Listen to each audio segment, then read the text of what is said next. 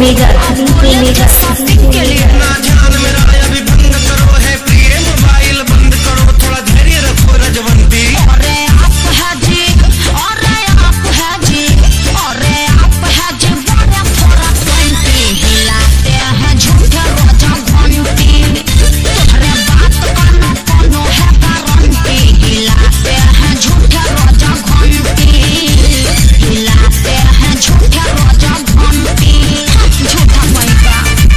Hello hello DJ major महाराज कहाँ जा रहे हैं? अरे रुकिए ना जजमान, हमारे गृह में कलेश हुआ है, हमारी गृह लक्ष्मी हमसे रुष्ट है, आपको पूजा की पड़ी है। करा दिए ना पूजा सफल।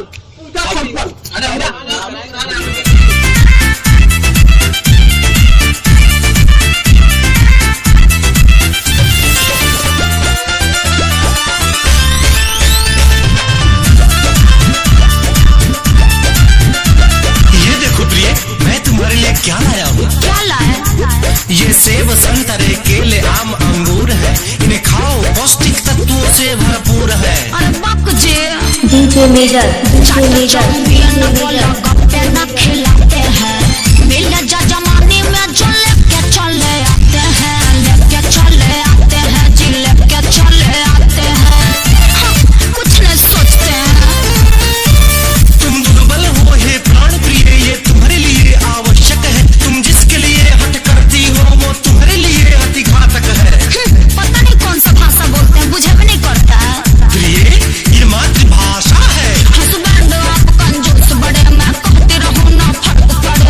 क्रोधित हो हम पे बरसों, तुम्हें हाथ घुमा देंगे परसों, कल है हनुमान जयंती। सुनिए ताना मारती है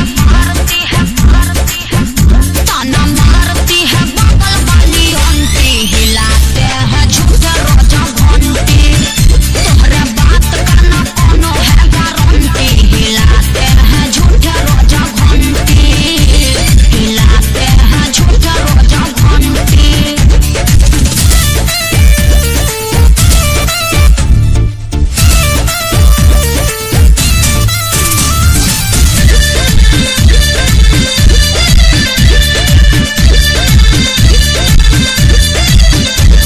ये देखो 80 घाट अजब मन भावन है, कल कल छल छल बहती गंगा अति पावन है। हट हट कहते हैं घाट वाली आते हैं लाली लिपस्टिक कुछ नहीं दिलाते हैं नहीं दिलाते हैं जी नहीं दिलाते हैं। आज तक जजमानी छोड़ के कुछ की है?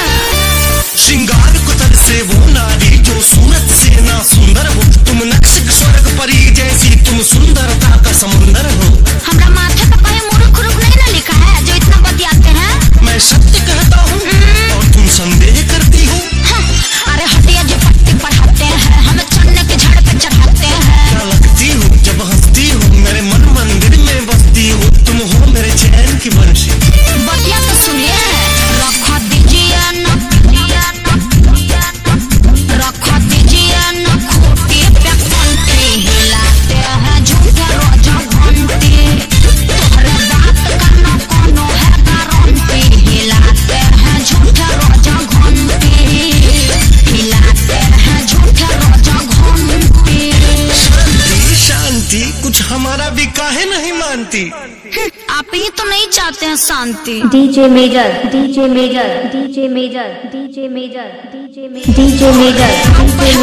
बतिया तो सुनिए